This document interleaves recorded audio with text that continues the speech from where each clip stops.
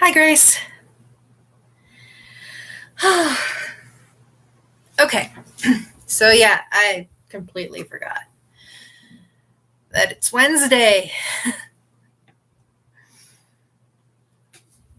Okay, how do I share a thing when I'm. What does this button do? Oh, there we go. Copy. All right, and I will tell everybody.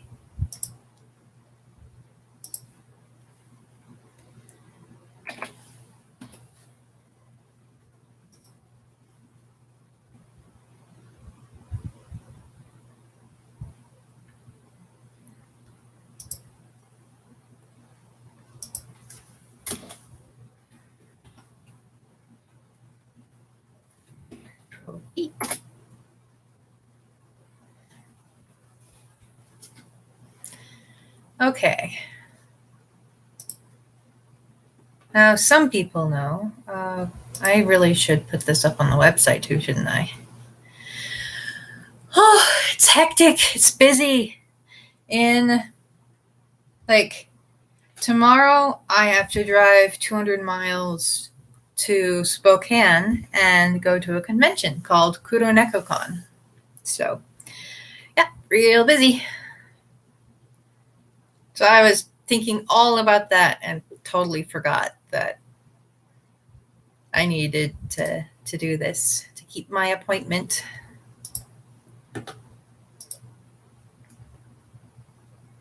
Okay.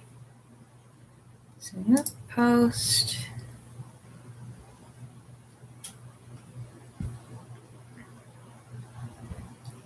And since I forgot to do it beforehand, join us at the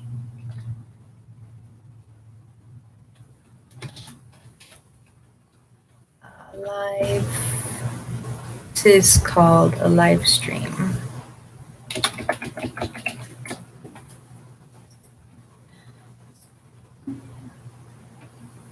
Insert from URL, Control V, insert into post.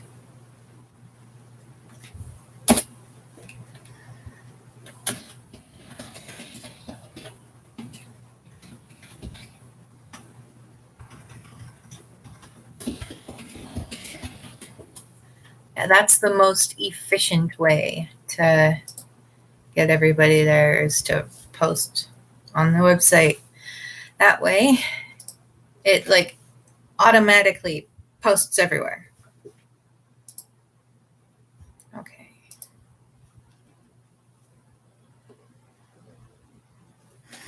No, that was just me forgetting.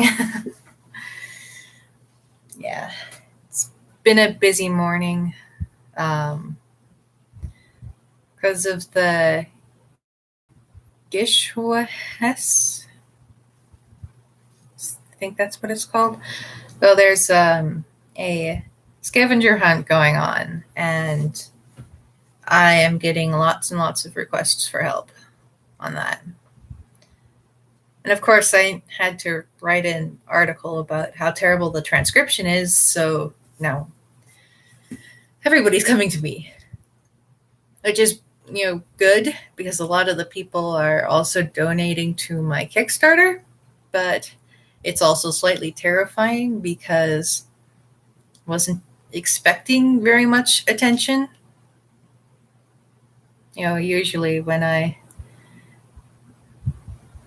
I think it's mostly Supernatural fans, and they are vast in number. So yeah, just anybody and everybody who has anything to do with Tolkien has been bombarded. It's a good word for it. Yeah. And it was truly just an awful transcription too. At first I thought it was one of those, they just typed it into the computer and didn't know that the font wasn't a QWERTY keyboard.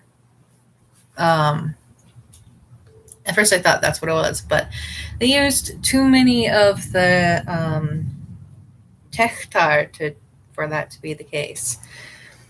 But it turns out it actually is the case, kinda. They were just using a really, really terrible font to make it, and the font is based on the QWERTY keyboard. But it is like truly, truly terrible. Like, holy crap.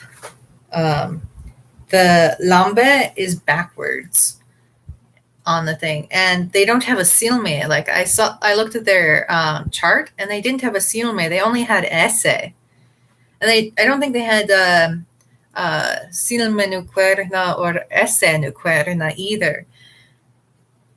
And it didn't look like there was any like simple way to add vowel carriers. So the person who was doing the transcription just typed the vowels, not knowing that if you have more than one vowel, the vowels just piled up on top of each other.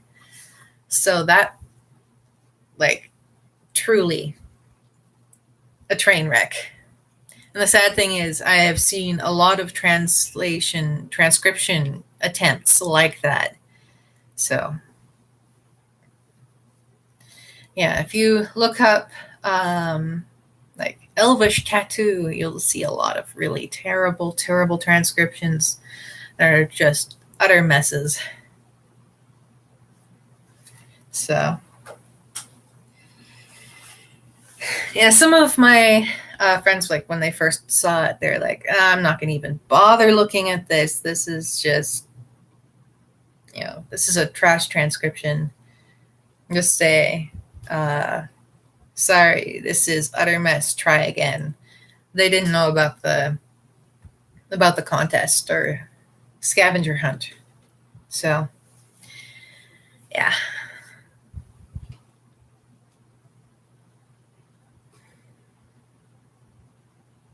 But yeah, it's just everywhere. Like, I am on a lot of Facebook Lord of the Rings Tolkien fan groups. And I did that when I started promoting my book and such. But also because it's really nice to have stuff on my Facebook feed that isn't political ranting, that's like pretty fan art and stuff like that. So, yeah, and like every single one of them was getting multiple requests for a transcription of that one. So, yeah,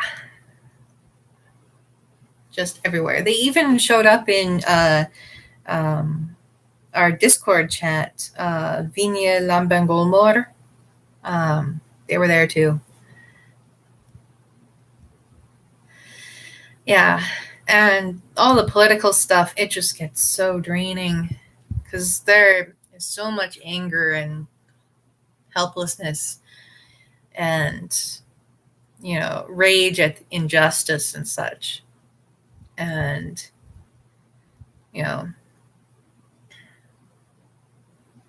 it can feel, after like you see all that stuff constantly every day, it can make you feel kind of helpless.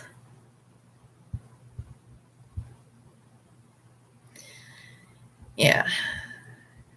Brexit is just, so I've got friends from the UK on my Facebook and pretty much all over the world. So, yeah, my UK friends post a lot about all that stuff. And, yeah, so we really are a global culture, and the trends that we're watching, they're happening on a global scale. So, yeah.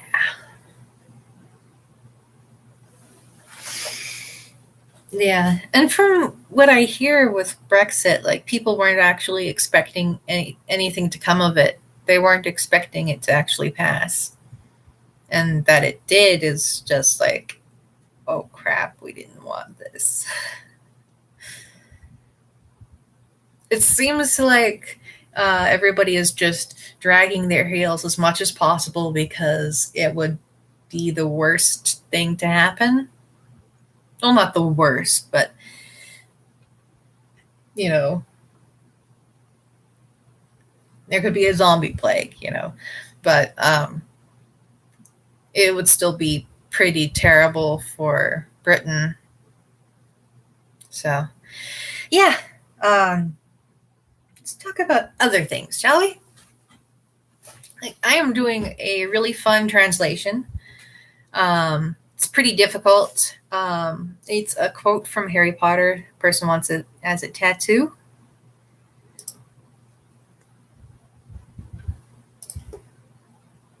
And I'll pull that up.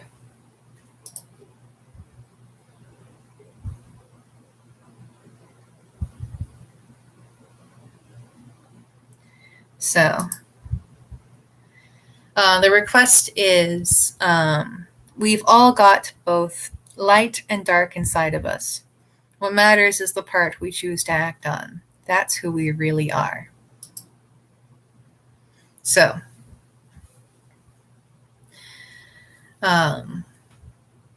there's a few different ways to approach this. I can't do it literally. There's a lot of like little phrases in that are in there, which are idioms unique to English.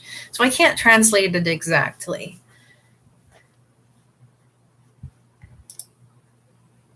So, my chat went blank all of a sudden. There we go. It's into Quenya. Yeah, it's what I posted on Discord. Quenya isn't my forte language. So, yeah. Hi, Calvin.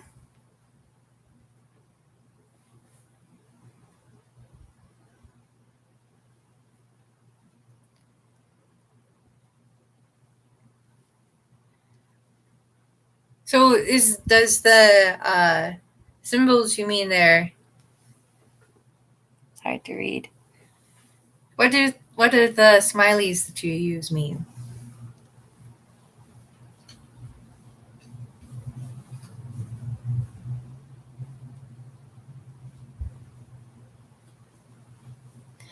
So yeah, translations in Quenya. Most of the way through it, like 2/3.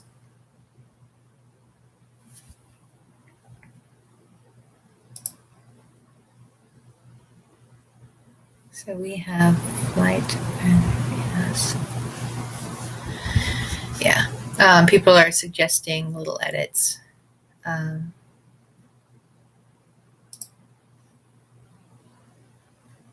Yeah, same here. That's why when I get more complex Quenya translations, I usually, post it where other Quenya speakers can see so they can offer suggestions or corrections, which is really handy. Being part of a community, we can use that.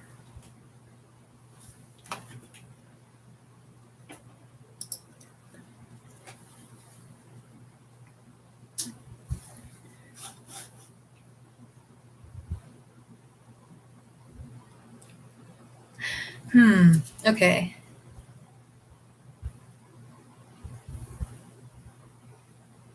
Cool, you're on an iPhone, Calvin? Cool. My phone is a really cheap phone that I got at Walmart. It's only $50. But it works, so I'm good.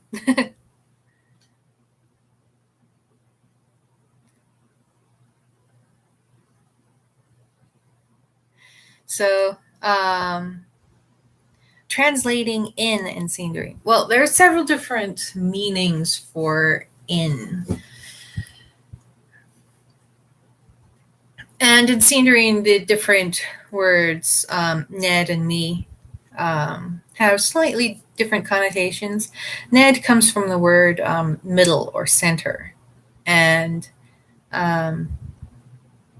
it's often used for temporal in. So, like, I am in the middle of working on something like that.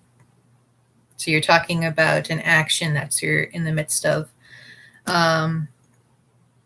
Or if you're saying something like, it's the middle of the afternoon, it's in the afternoon. That's when something is happening. It's in the afternoon.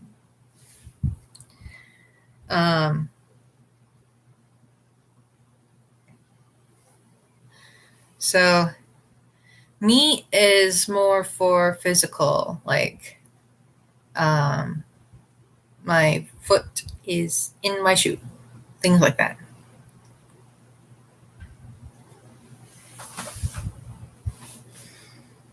And I'm not, let's see. Ned, I think actually, like, I don't think that these are actually like canon divisions between Ned and me. I think Ned actually came about from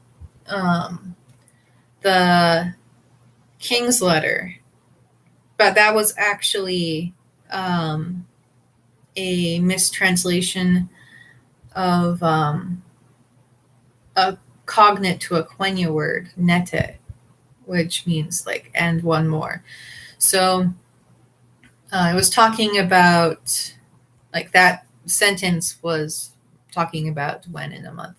It's supposed to, and it translates to, like, the English version says the 31st of the month. But in the Sindarin version, it says Ned and then Nelchain, I believe is the word. Nelchainen, yeah.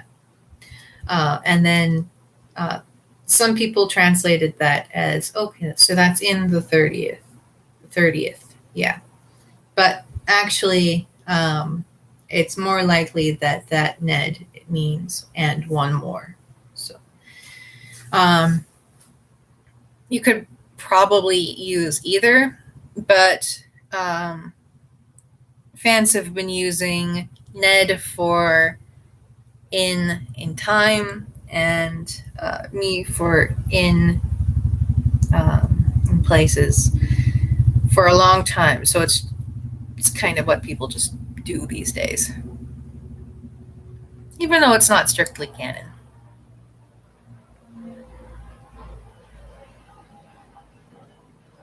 By the way, it's fire season. Oh, if I looking outside, the smoke is pretty thick out there.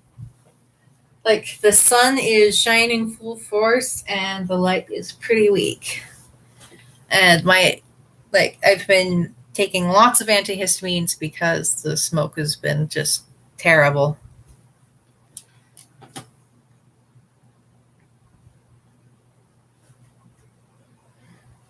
Oh, thank you, Calvin. Yeah, you should go to my website, realelvish.net. Here, let me snag a link so I can send you there. Because I don't actually do very much on YouTube besides the live stream. Most of my work is on my website, which has over 4,000 phrases on it and over 20,000 Elvish names on it. And I've been studying this stuff for the past 16 years. So, yeah. Oh, I also wrote a book. Ta-da! It'll probably show up backwards on your screen, but it says, A Fan's Guide to Neo-Sindarin, a textbook for the Elvish of Middle-earth.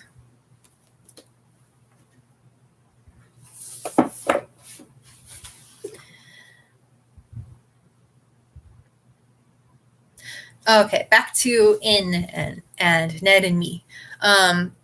Prepositions can get mutated, actually. they function very similar to adverbs. So if you have a prepositional phrase like right after a verb, then you would have to mutate it, just like you would with an adverb.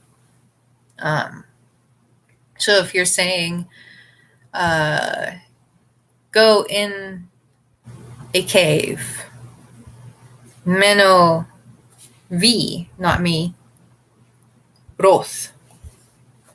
So go in a cave.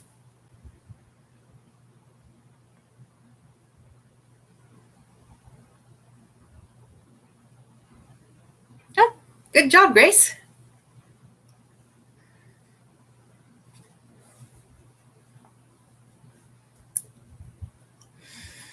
It's really cool that you've learned Welsh. I don't actually speak any Celtic languages. I mean, you could kind of argue that Sindarin is a Celtic language, but I don't speak any living Celtic languages. Hi, Johnny. Welcome back.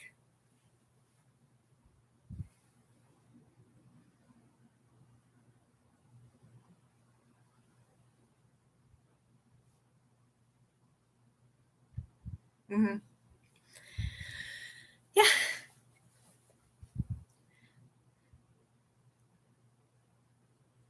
Yeah.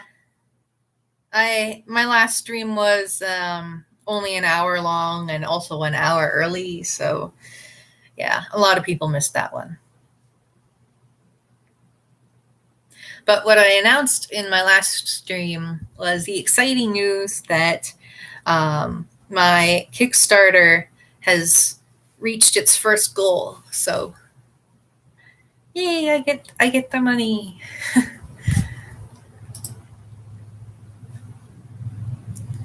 So, I will post link to Kickstarter too. Bloop. So you can see. Ta-da! So I'm working on the stretch goals now. And the first stretch goal is a Quenya course on the Real Elvish Academy to match the Sindarin course. My friend Thomas, I'm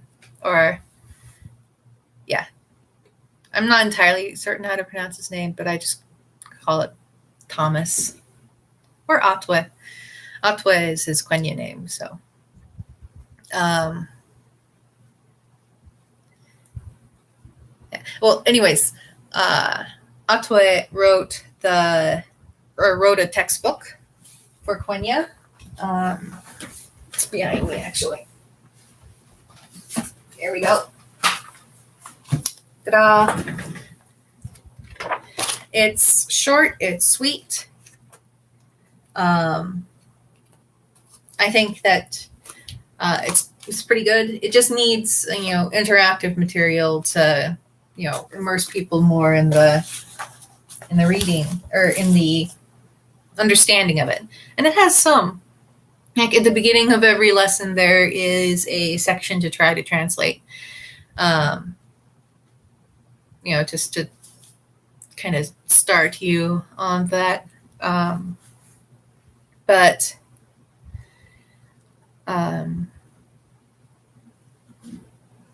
other than that, it doesn't have exercises in it or anything. So I'm going to write exercises that are quizzes on my website, and it will work with the book you wrote. So, yeah.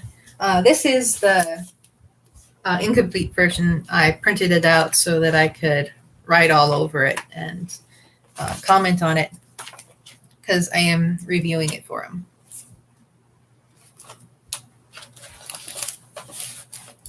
And I haven't finished it, unfortunately, but yeah. And hopefully sometime in the future, I can write a companion book for his book that is a reference grammar, like a Fan's Guide to Neo-Sindarin. So that if people want to get in the research, they can.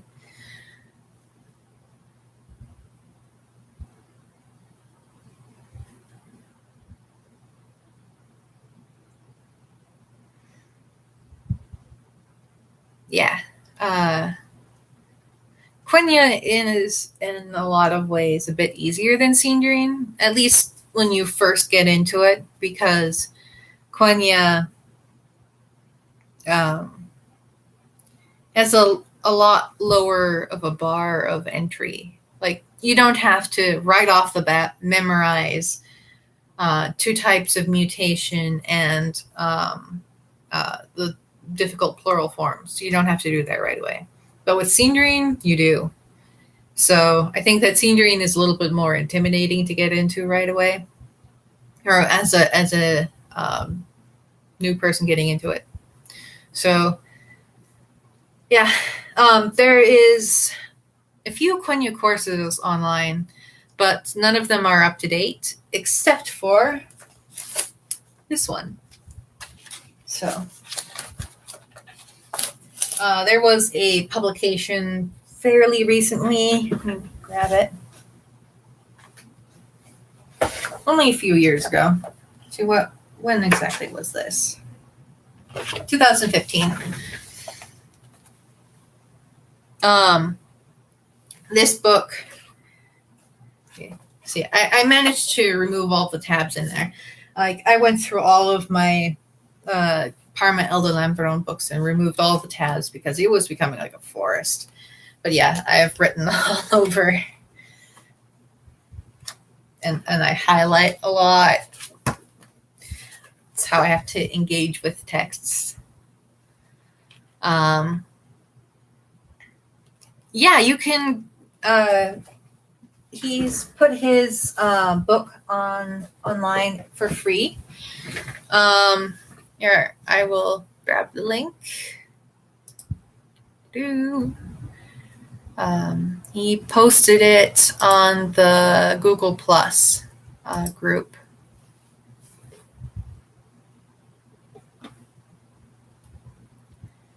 So, communities, Languages of Middle-earth Google Plus group. Okay.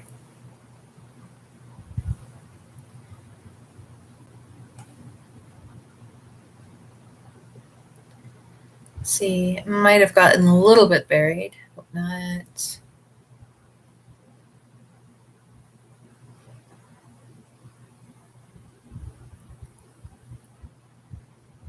He's really prolific with all of the translations he does. He's always posting stuff.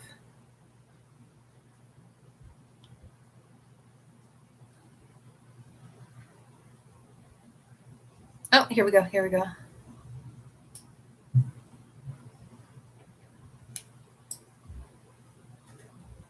Must be getting close.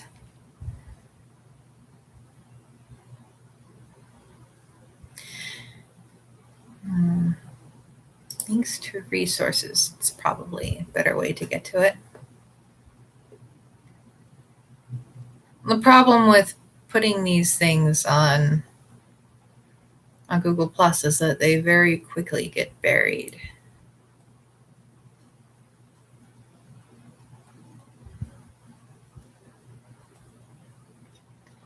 I better check and see if there's any new things.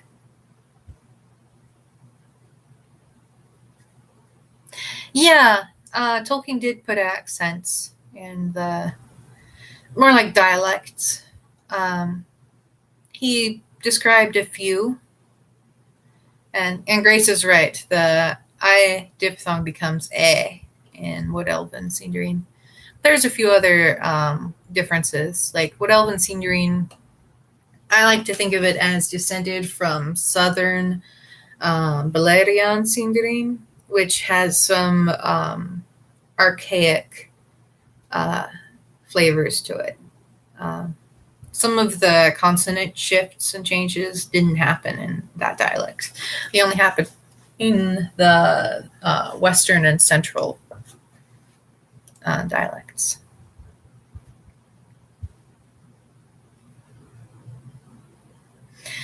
Arwen and Elrond.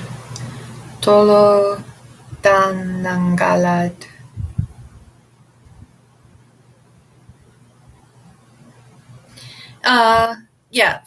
There are accents. They're just not terribly well described. Like, we know that the vowels are a little bit different in Wood Elf and Sindarin because Frodo comments that he's having a hard time understanding it because the vowels are a little bit different when he's in Lothlorien. So we know that there are differences, but we don't know all of them. And Tolkien wasn't terribly good at describing all of the differences.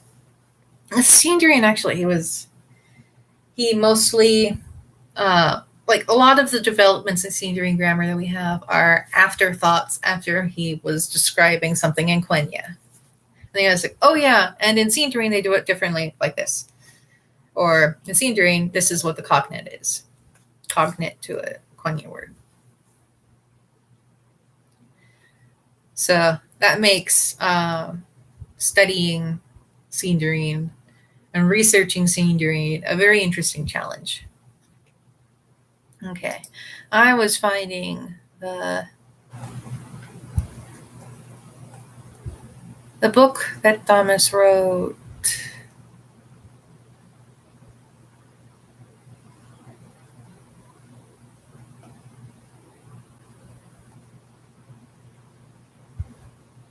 Okay, where is it?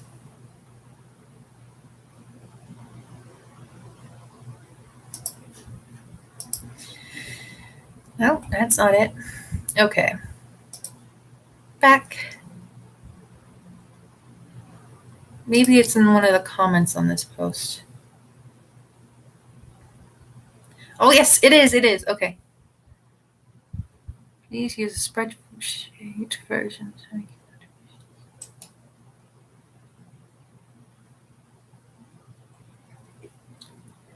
I think that's it. No, maybe not. Yeah, this is a really long thread that people were discussing how to structure a Quenya textbook in detail. But no, this is the list of 1,000 most common words. Maybe the link is findable in the, like, it should be in the information section. So that's the Google group.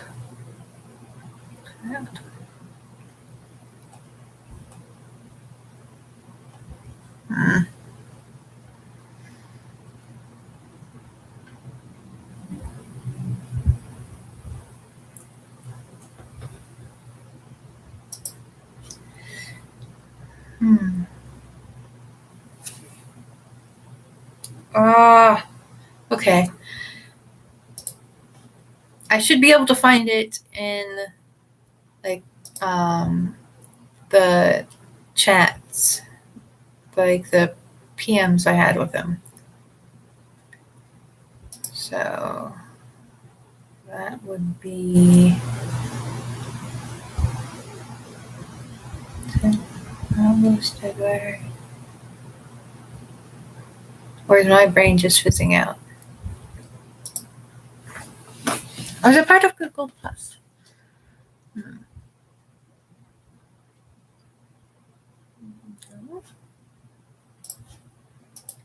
I have a. Okay, what is the Google chat service called? Hangouts. Here we go.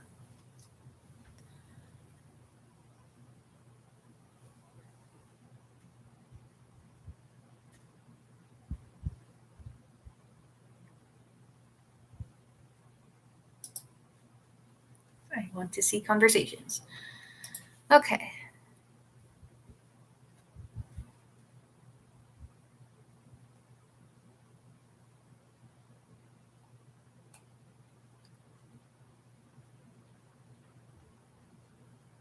Okay, I found it. Stop chiming, computer. Okay. Control C.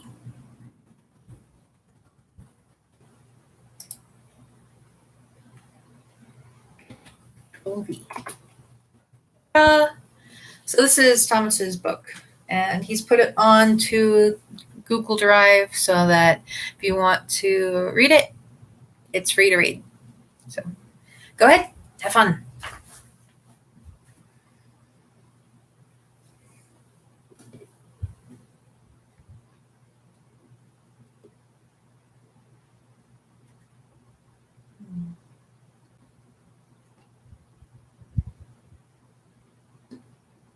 Let's see.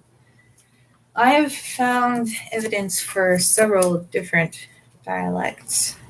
It's in the last chapter of my book. So, chapter 10 is dialects.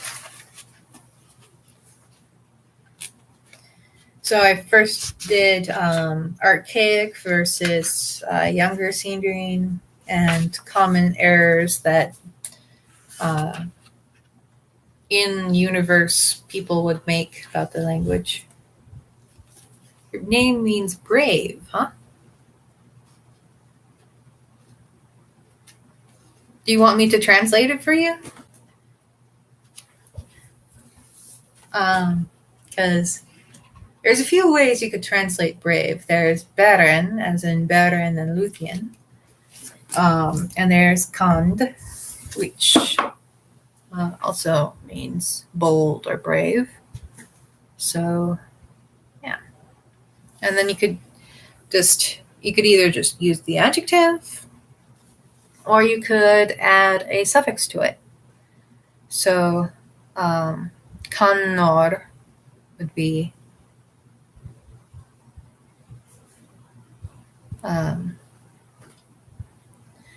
how you would say it. And those are in Sindarin, by the way. Beren and kannor are in Sindarin.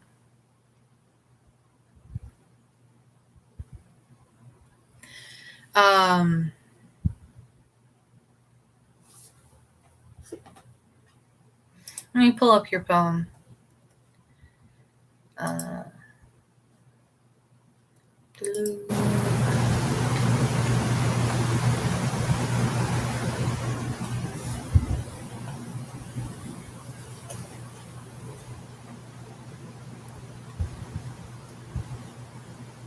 Shines.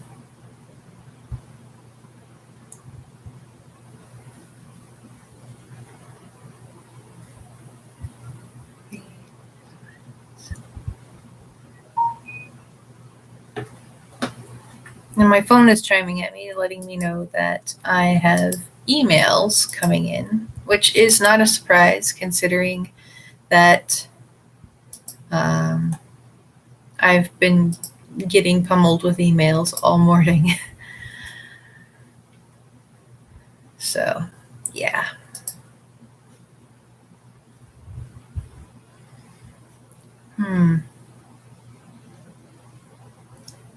That's who we really are. It's an interesting one. Let's see. To go over your translation in more detail than I have. So, the shining sheen, then gal elimdurhin shines on these. Why is on Eli? Oh, it's supposed to be Erin, and then That's plural. Okay. So it's not a mutation problem that I first see. It's actually you misspelled Erin. I'll type it for you. Erin. So Erin.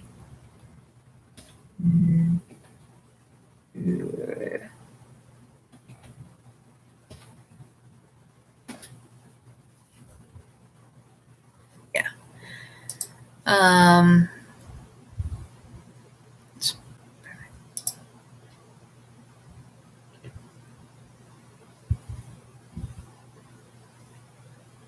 Vita with 3.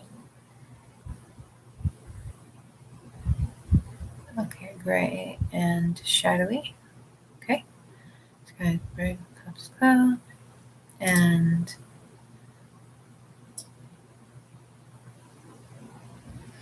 okay. So, which version of and are you using here?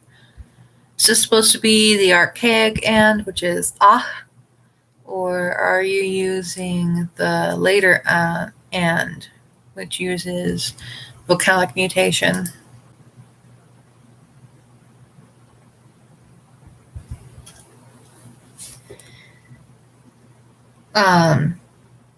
Because the earlier and uses a different type of mutation than the later and.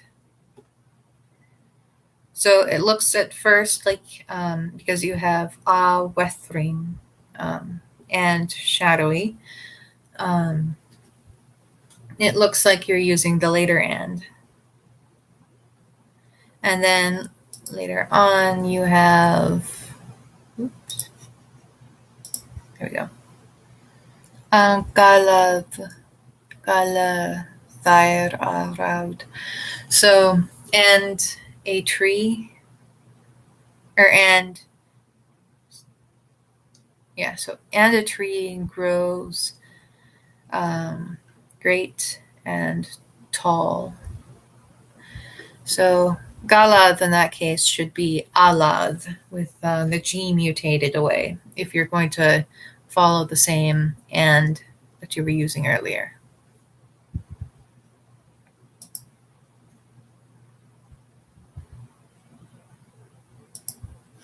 Because it can get confusing if you don't use the same one consistently throughout a text. Next one is red. The endless golden horizon is so the Benelveth, the heaven end. It's an interesting way to do horizon. It's bright without end.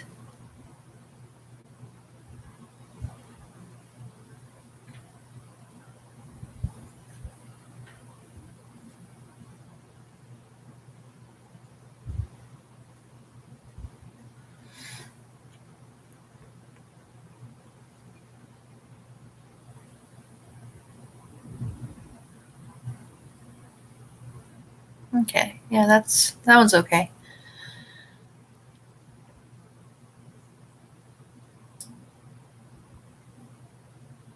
Okay, and later on you use ahorn. So inor tobanen naloth ahorn. So what are you doing for? The world's done. The land is covered. Tova is kind of like roofed, like you're building a roof over something.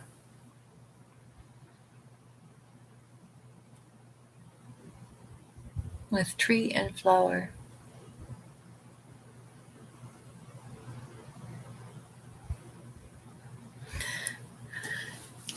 Yeah.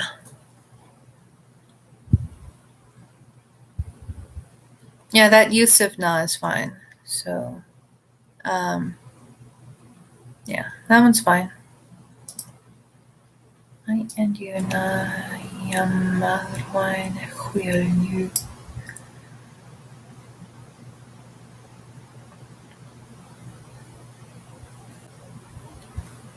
to the awakening in the world queer by Amar Nu.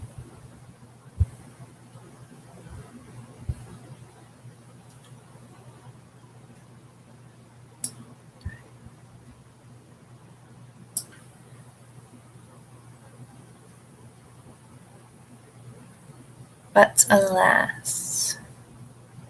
Okay. And here I want to live, but alas. So far, so good. Inurhin Lavin. These lands are not ours. It is necessary that we leave now. So, Guana is like, it's often a euphemism for death, actually. Yeah,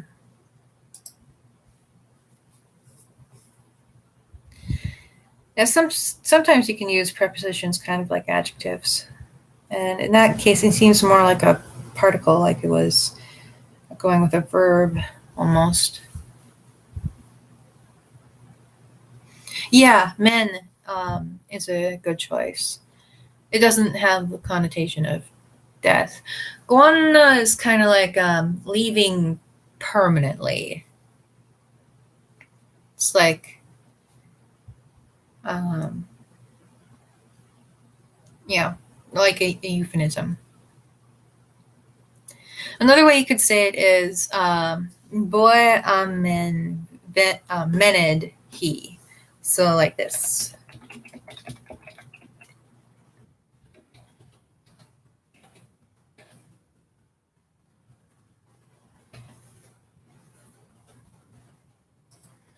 It is necessary to us to leave now. Like that. But you can also say it is necessary that we leave now. Either one works. But I'm partial to boy mened he.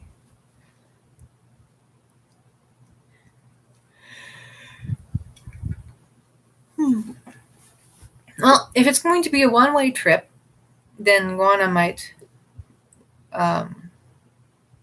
work.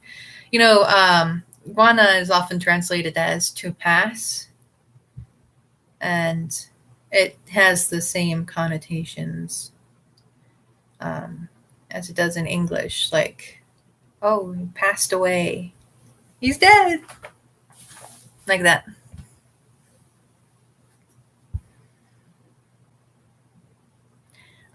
It depends whether the E is what kind of that, who, which it's being. If it's connected to a verb, like I know that I must go, something like that. In that case, I don't usually mutate after it. But if it is a relative pronoun, like I like the flower that blooms, then you do use mutation. And you have to make certain it's singular or plural to match the noun it is modifying.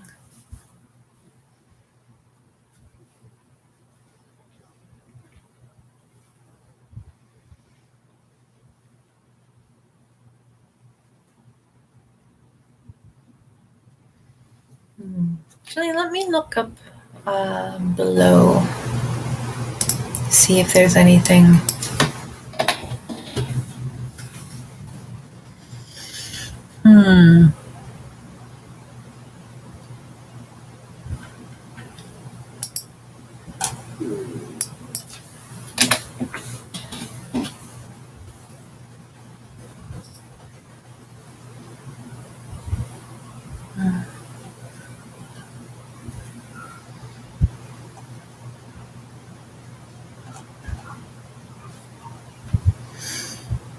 No, there isn't really a word for below, it looks like.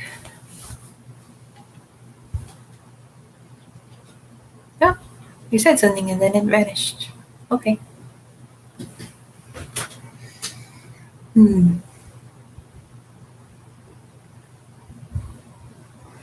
It is noon. Noon. Oh, I have to print out new business cards. Because apparently I was an idiot and made a big old typo in my email address. Of course, I didn't figure that out until I've been using these for a year. This is all that I have left. So I feel silly. Apparently, my email address is real Elvish. So, what do I say? They look pretty nice, don't they?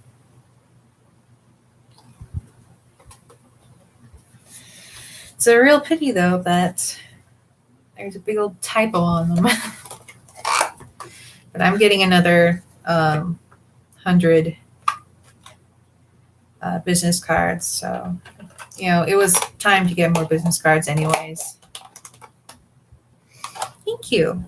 Yeah, I designed them myself. And they're green because Fiona likes green. Fiona loves the color green.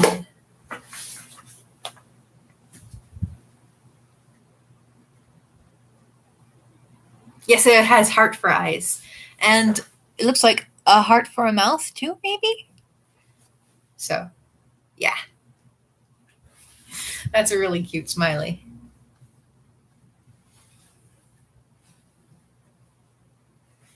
I think my favorite smileys are usually cats. Speaking of cat, maybe I can entice my cat to visit us this time. Or at least, hang out. I think she's sleeping in the bedroom. Shall I go check? I am feeling the urge to pet a kitty cat.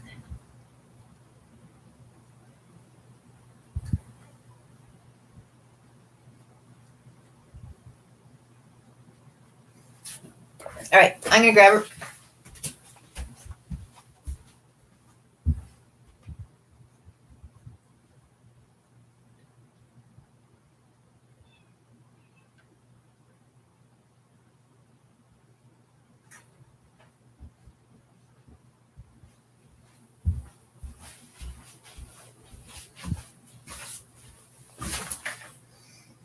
This is my cat, Muyor.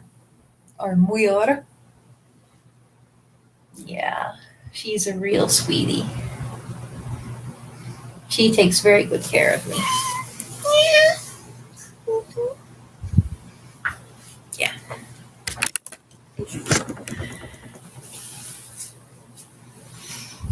She could be the queen of the chat if she wants. Yeah. Somebody was sleeping. I'm sorry, Muyor.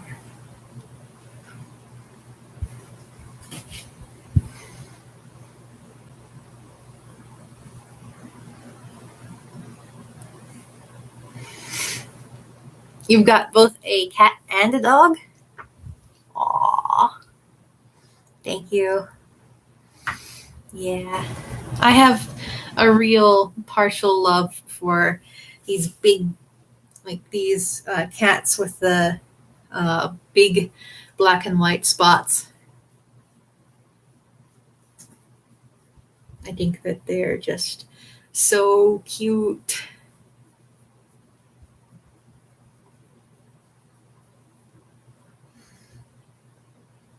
Having pets is really calming, I think. Ooh, that sounds nice. That sounds pretty. When I was a little kid, we had a cat that looked a lot like this. Her name was Mama Cat, and she also took very good care of me. She treated me basically as like a kitten in the herd. House cats are quite social creatures. Actually, they make colonies out of the humans and other pets in the house. And if you aren't a part of her herd, she gets pretty skittish.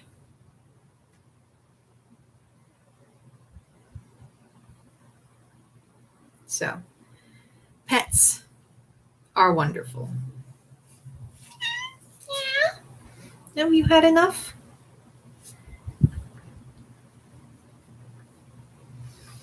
Yeah.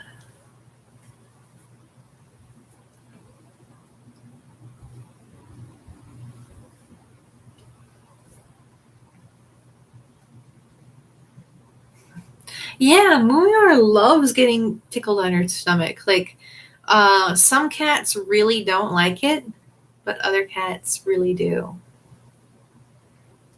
And she just loves being stroked like this. But I think she's had enough, so she's going. Yeah. And now there is cat hair absolutely everywhere. Because of course there is.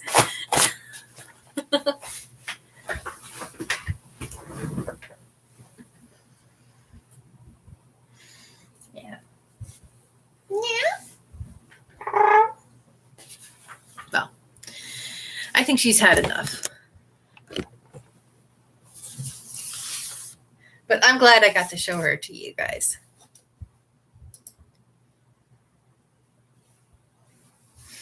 Oh, it's even gotten on my drinking glass. Like around the lip. Oh, it's extra fiber, right?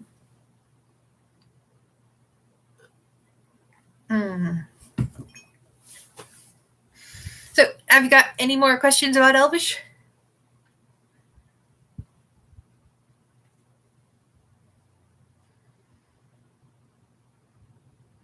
Oh, good. Tea.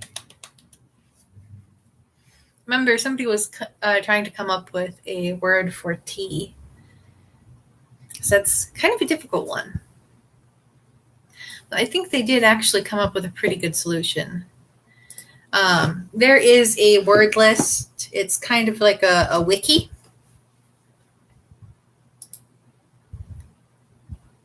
Let's see. Oh, it's not on that one. It's on my other one.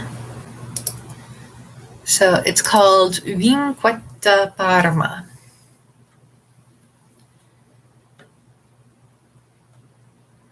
So new Sindrian vocabulary.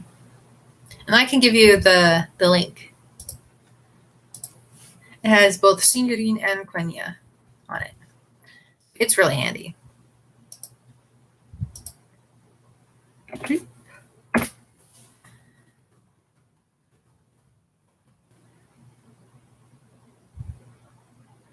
How do you spell Connor?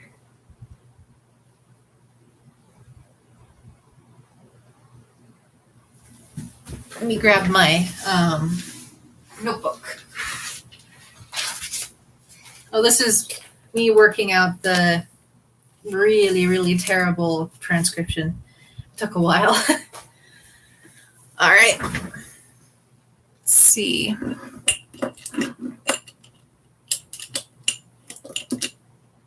I would use a marker.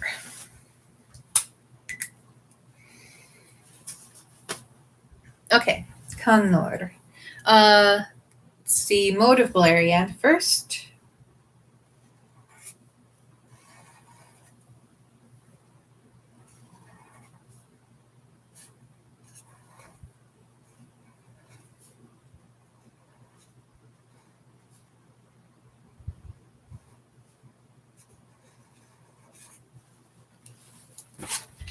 This is it. Of course, it's backwards because that's the way this thing works. But yeah, this is the CANNOR. And then the classical mode.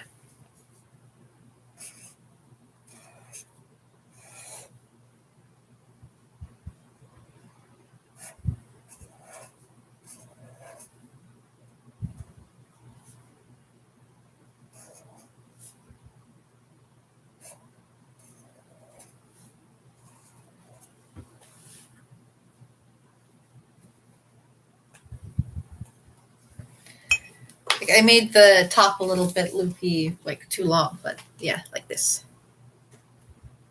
C A-N, this is a doubler, makes the N double, O-R. That.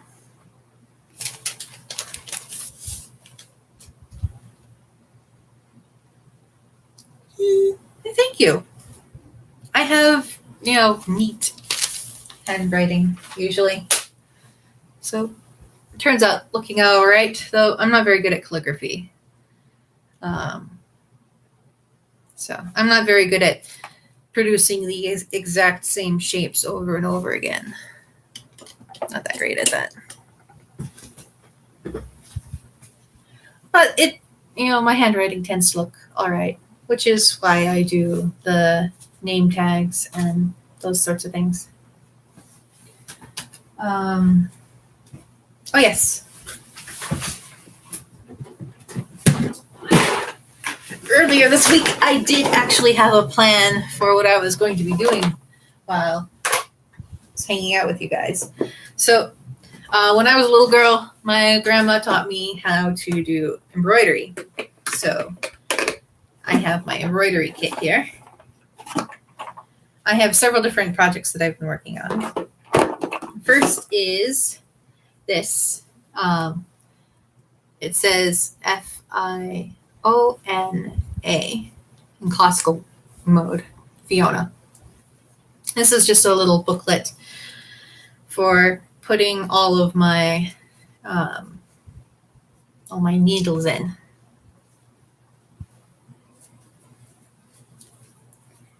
There we go. And I've mostly not done much with my embroidery. This is something I started in high school and just kind of forgot. You can see actually a big difference in the flowers here. So I started with this flower, and I did all the green and this part and such. But you can see that I was using the same width or the same number of strands in the embroidery. So that means that this kind of looks bad. But if you look at the other ones, I figured out, I think I have grown a lot as an embroiderer. So you can tell the difference between the stem and the leaves. Yeah. So yeah, I've been working on this a lot lately. Because one of the perks for my Kickstarter is going to be I will take a handkerchief and embroider initials in Tengwar on it. So I wanted to spruce up my skills, and I think they are sprucing.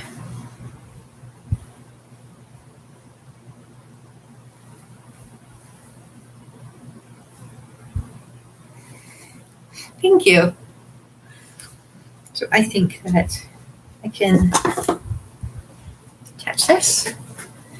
I gathered all of the specific threads that I need in here, or the colors of the thread.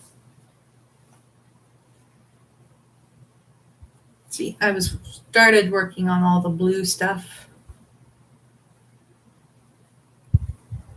So one of my favorite stitches ever is the Lazy Daisy, and I think I like it to an irrational degree, because I've been using it all over this thing.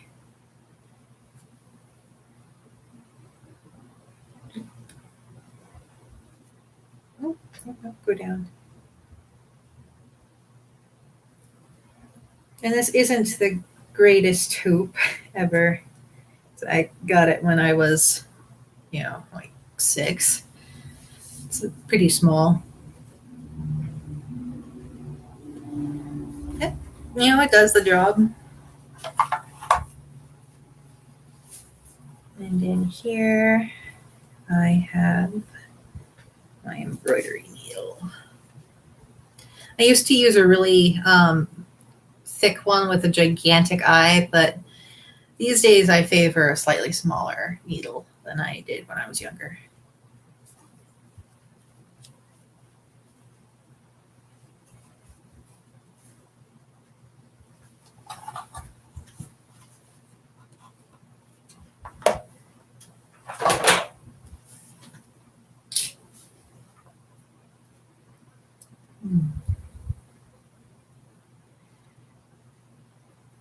So I'll pick your brains, or your guys' brains a little bit.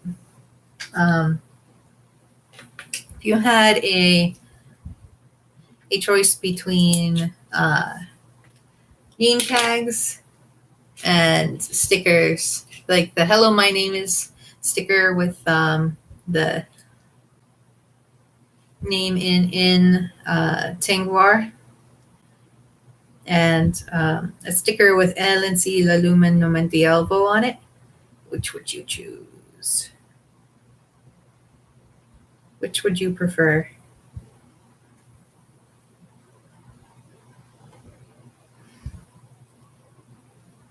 Because looking at the thank you gifts part of the Kickstarter, and it's kind of interesting how people seem to really favor the bookmarks and the "Hello, my name is" stickers, and not very many people like the sticker sheet.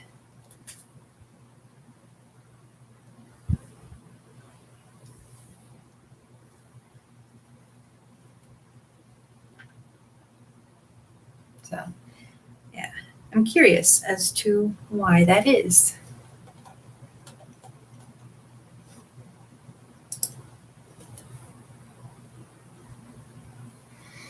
Yeah, I think you're probably right. I think people want something, one's useful and also personal. So that's the way that most of them are, but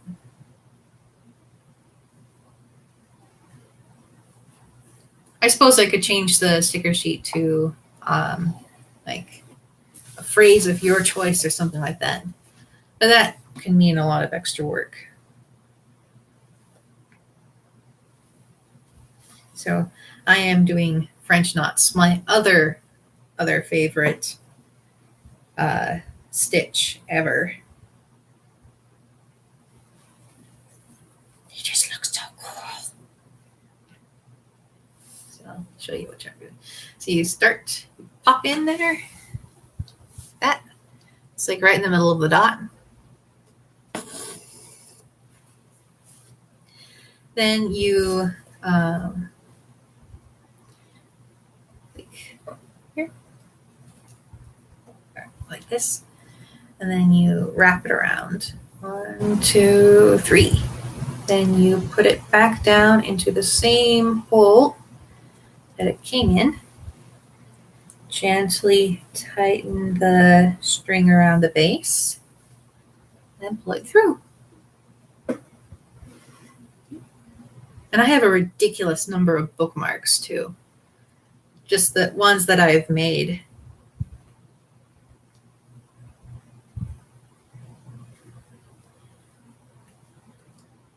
A whole rainbow of them.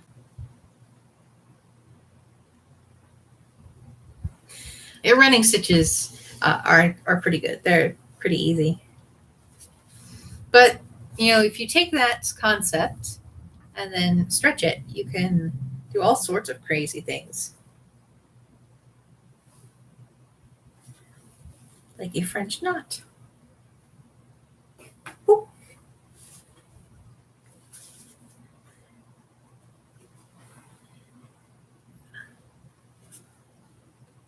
I think also, besides the more personal aspect of the name tags, I think another thing that people like about them is that,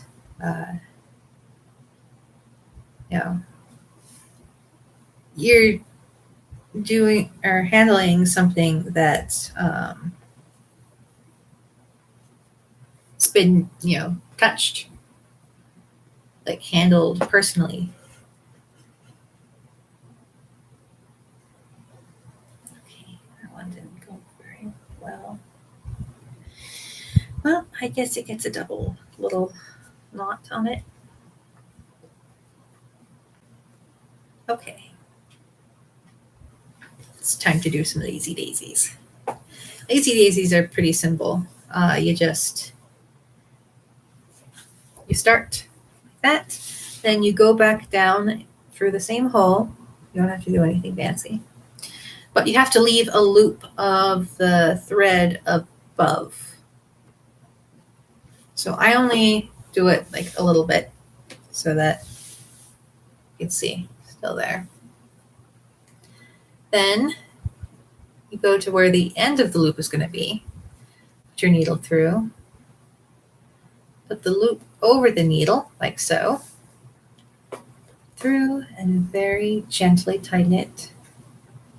But you don't want it to like tighten all the way to the place where you double one in there.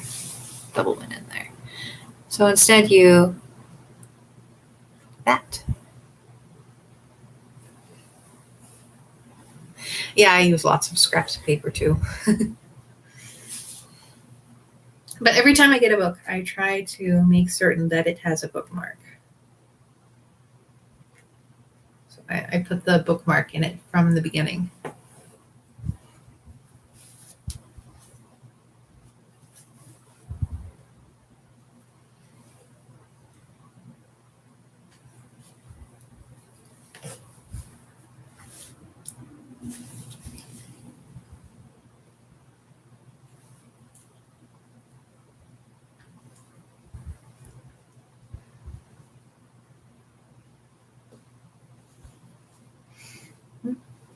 Yeah, sewing like this is pretty calming. I also like to knit. It's also fun.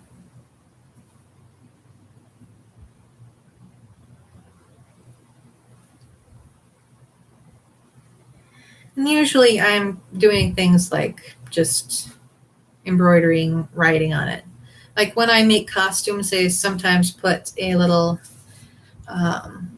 like a tag made out of cloth, and I just embroider my name on it.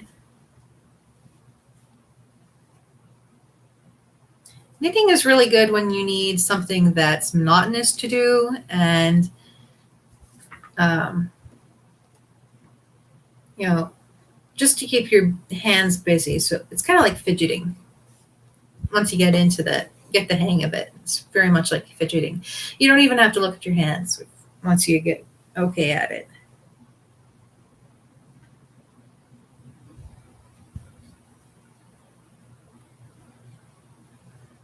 But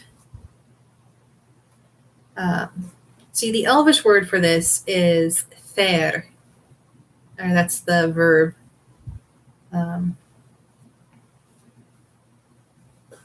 Means to sew or embroider.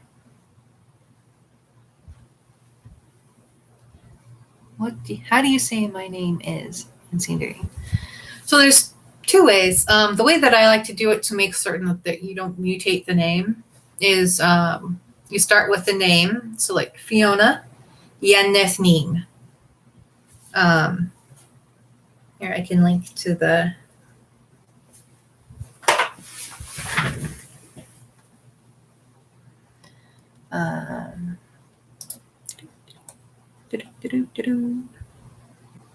phrase books. Which language did you want it in, by the way? I just realized that I didn't ask you that. Oh, Sindri. Okay, yeah. I got it. So, yeah, I usually put the name first, then Yennethnin. Like Fiona is my name. Just because that's less tricky grammatically. Because if you're saying something like, my name is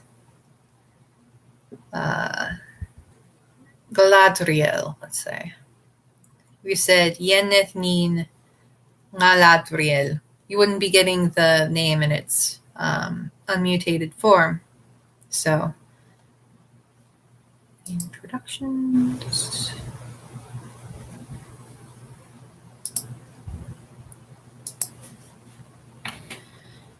Oh.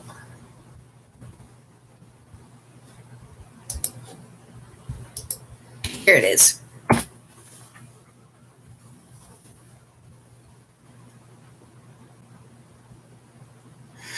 Yeah. even if you do really analytical work, doing something creative also, just helps engage your entire mind. Keeps you from getting frustrated or bored. That's what I find. It's kind of like stimming.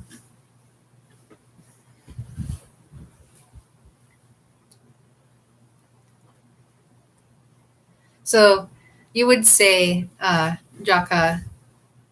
You would say Jaka Yenethni, like that.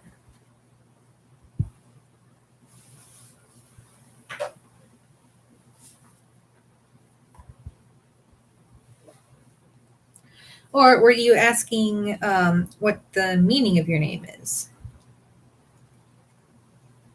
Ah, glad I could help.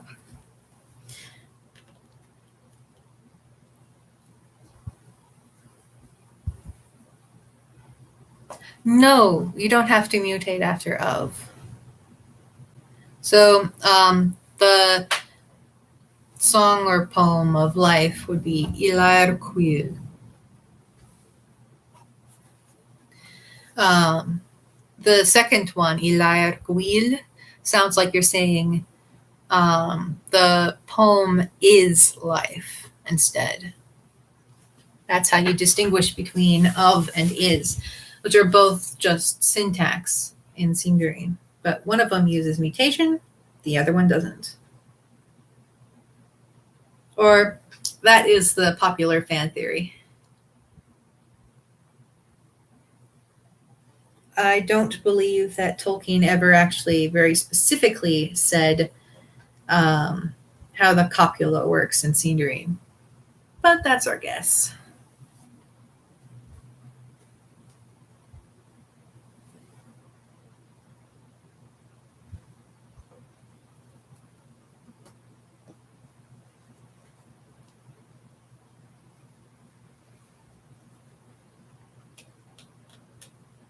Any other questions about Elvish grammar or Elvish phrases?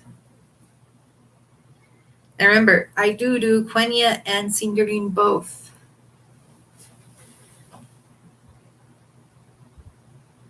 Yes.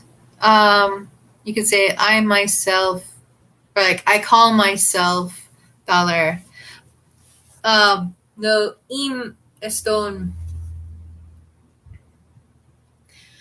Okay, there's a lot of arguments over how to use esta because we have a couple phrases with it in it, and one of them is actually in Noldorin, and the other is kind of on the border between Noldorin and Sindarin.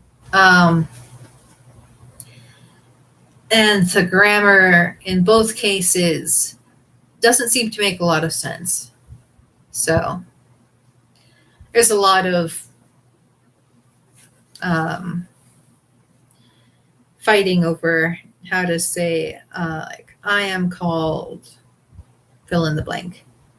I usually do it with the past participle. So, im Fiona estannen. Like that. And that seems to work all right.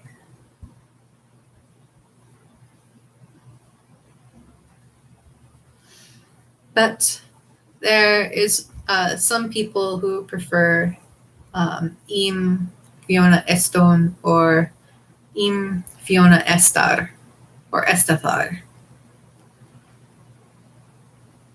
Just because that's a little bit closer to what the original things were, but I think that that Tolkien was playing around with passive forms, and he hadn't quite figured it out yet. And some of the passive forms, like I still use to this day, but for that one, I use the newer past participle.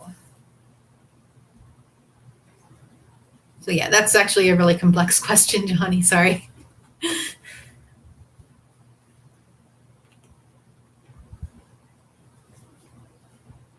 All right. Any other questions? Difficult questions? Because those are fun to talk about.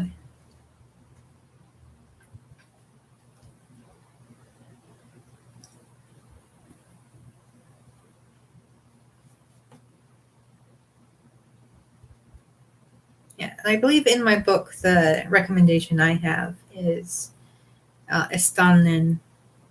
Im Fiona Estannen. It's okay, it'll come back.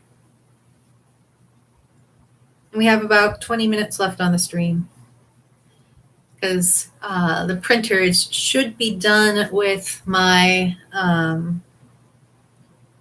business cards and I need to go pick them up. Also, today I'm going to get a haircut because my hair is getting very poofy and standing up all on one side.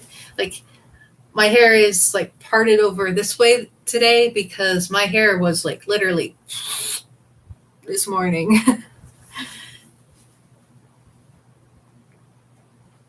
So, problems of having thick hair.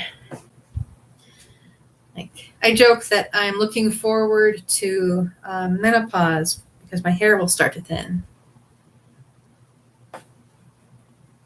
Yeah, my hair is kind of like horse hair. It's like really wiry and thick.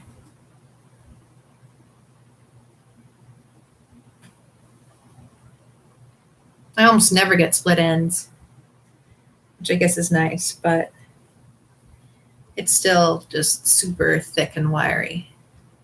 And yeah, I let it grow out. Like, if you look at old YouTube videos of me, see me with my hair all grown out. But that's a lot of shampoo, and it would take like 8 hours to dry.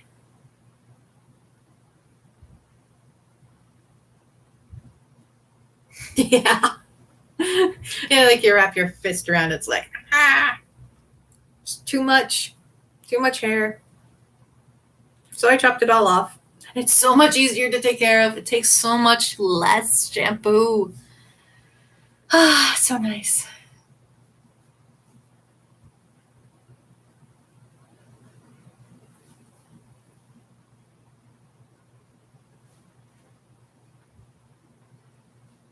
Also, during the summer, having thick hair is just awful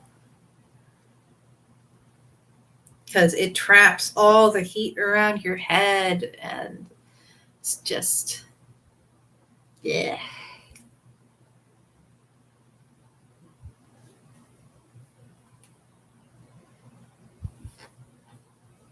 Okay. Under the firmament. For heavens, like if you're saying, Menel, it's kind of an interesting word.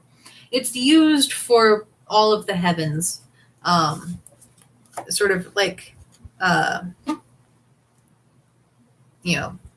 everything that is above the air that birds fly in, basically.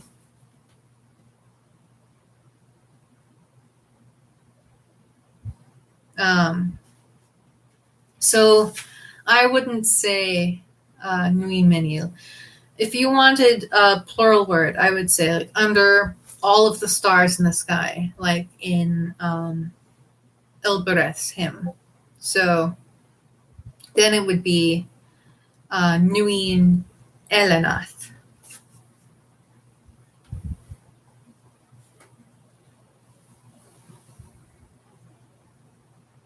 Okay. Bye-bye, Johnny. Have a good day. It was nice chatting with you.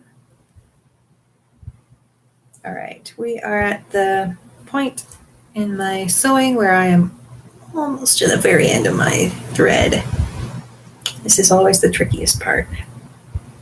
So I'm going to have to have a tiny loop. Very gently.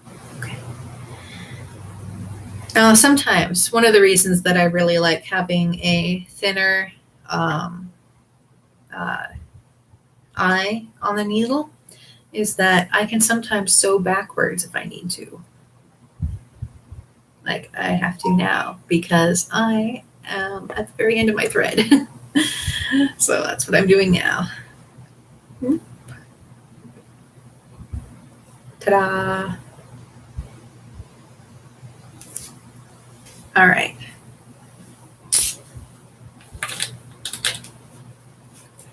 Tie this off.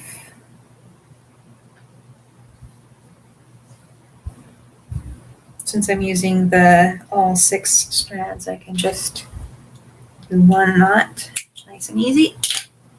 Boop.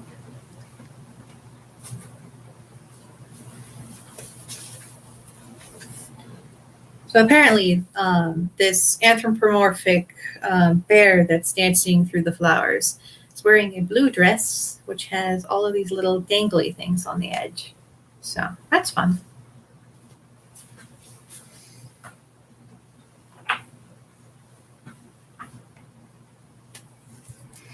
And there's about 15 minutes left.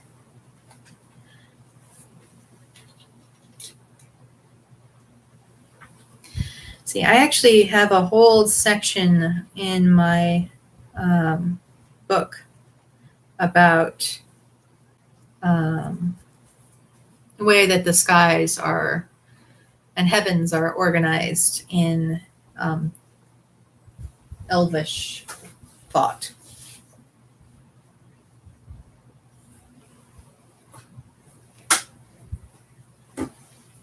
I actually had a lot of fun writing that. Let's see, what section did I put it in the back of? Okay, that's about time of day. So before that, it's one of the things that I curse about this book is that I didn't make a very good index like at the beginning of the book. So it's harder to tell.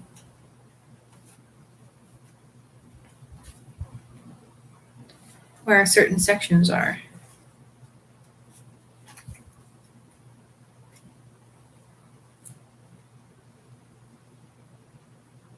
That's about counting on your fingers. Very fun. One of my funnest things that I wrote. Okay, here we are. It's in chapter 6.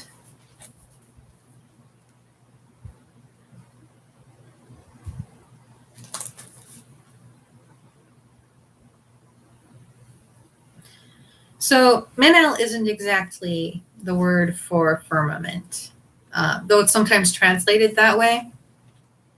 So firmament is usually called Gilwen or Gilith. And that's the ocean where the stars float in it.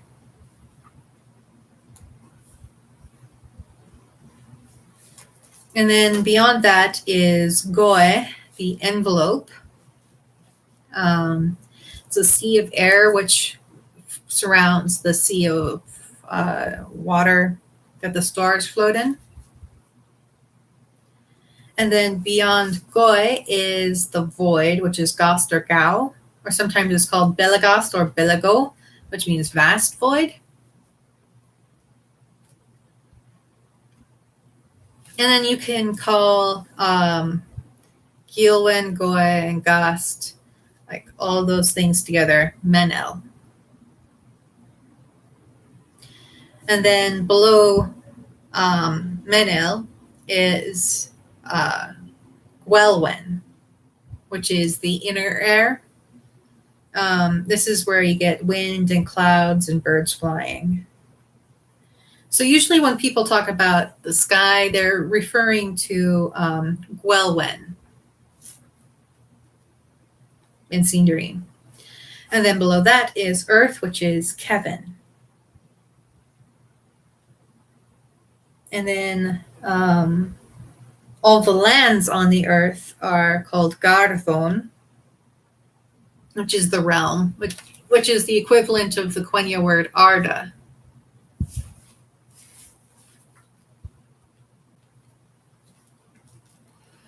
And then Um, in Arda, the land is separated into Avon, which is where Valinor is, and where all of the spirits and the people who have left Middle Earth go.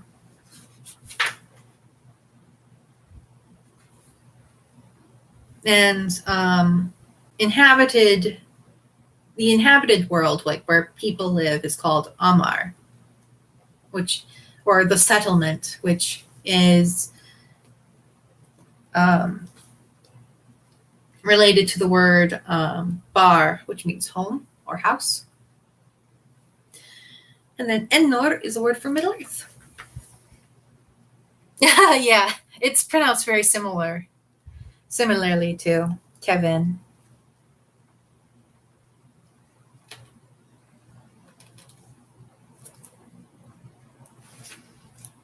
But yeah, I had a lot of fun writing that part.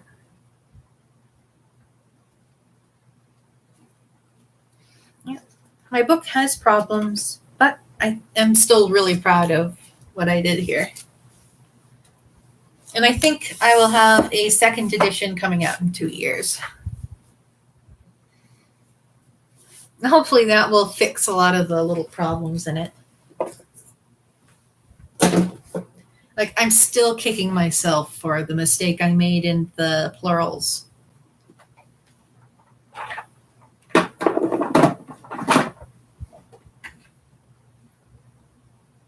Where did I put the blue thread? I didn't just throw it in here, did I? Oh, no, here it is. I'm an idiot sometimes. Thank you. Yeah, it was a lot of hard work.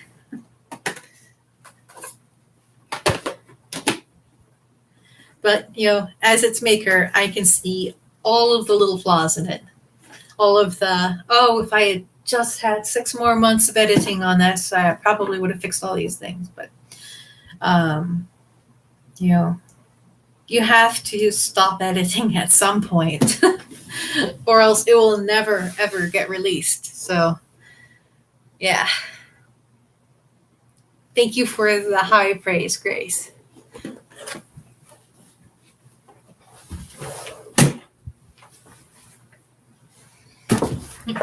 And I'm working on a little workbook for writing in Tengwar, writing English in Tengwar specifically.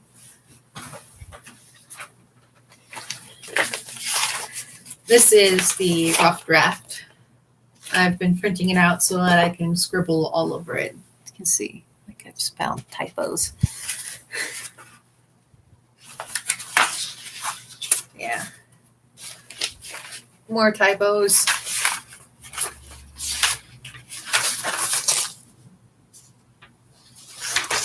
Yeah. But this one at least has a much more thorough index than my book does. So that's good. Yeah. Been working on this, and hopefully it will be a book that you can purchase off of Lulu. Hopefully around Christmas. It's going through editing phases right now.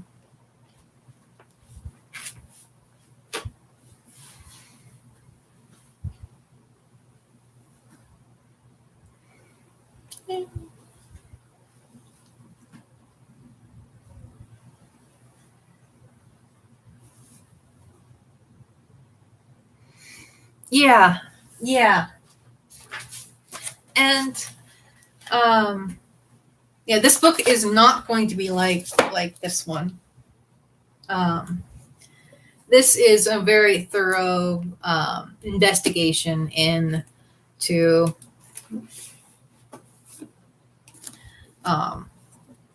all of the phases and different sorts of things that Tolkien did with Tengwar, and that's not what this is going to be.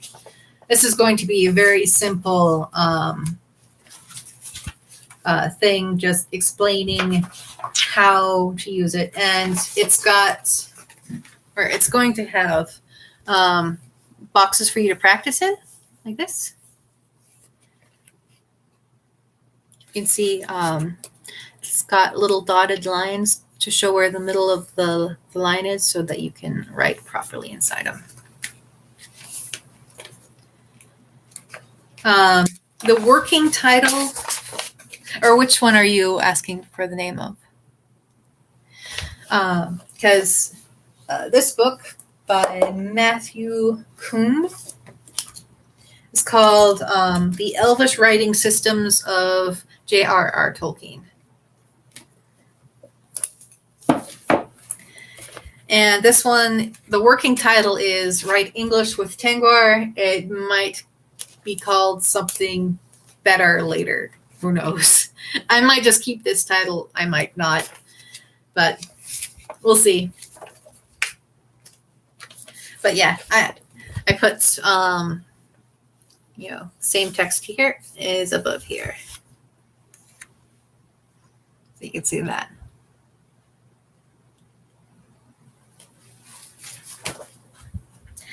So yeah, this is the rough draft. I like to use it as a prop when I'm teaching people Tengwar in person. But so I take it with me to conventions. But I don't have a professional copy of this yet.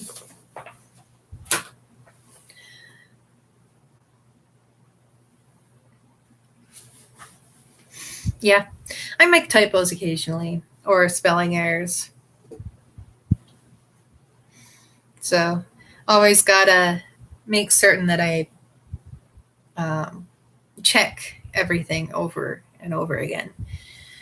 And sometimes I will, if it's a particularly long transcription, I'll post it and get feedback on it, just in case I slipped up somewhere.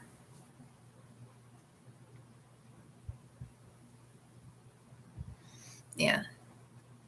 My Tengwar is, legible, at least. I'm not able to do any of the really fancy fonts stuff that other people can do, but at least I can make it readable.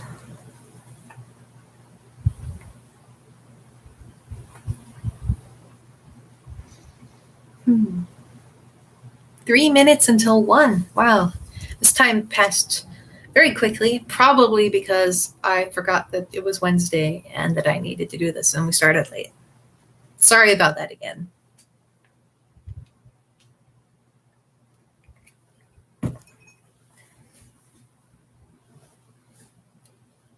Mm-hmm. Yeah. That's what it is with most languages, I think. I really like hiragana and katakana in Japanese, and I wish that they just abandoned the Chinese characters because, holy crap, those are hard to read.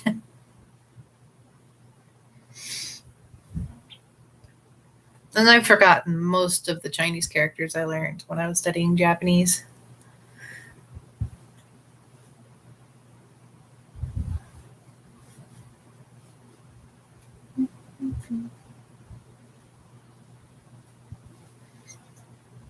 Yeah, I should have been posting about this live stream earlier stuff, but I forgot.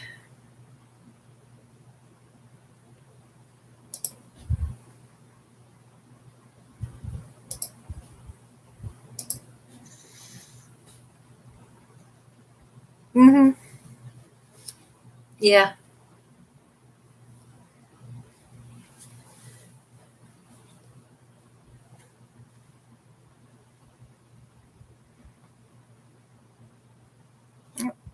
Finding ways to focus is always good, I think. Narrowing your vision down to one little point. I get seasick if I get too distracted, if there's too much happening at once.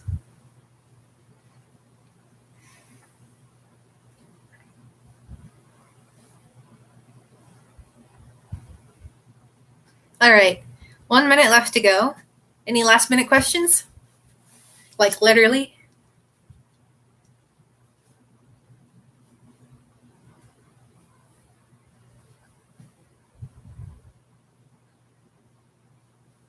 Yeah.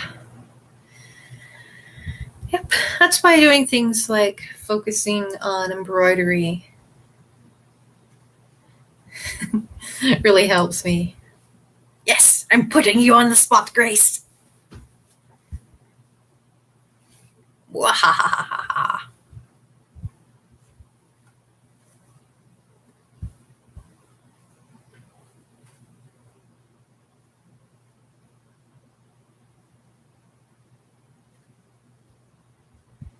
Or the other person who's also in the chat.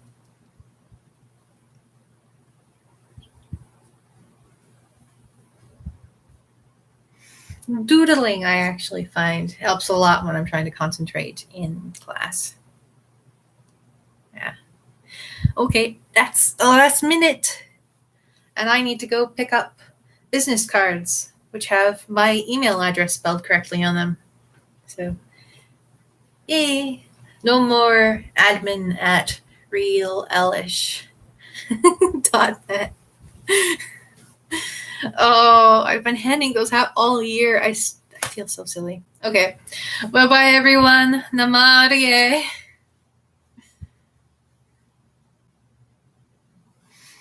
Bye. Yep, me too.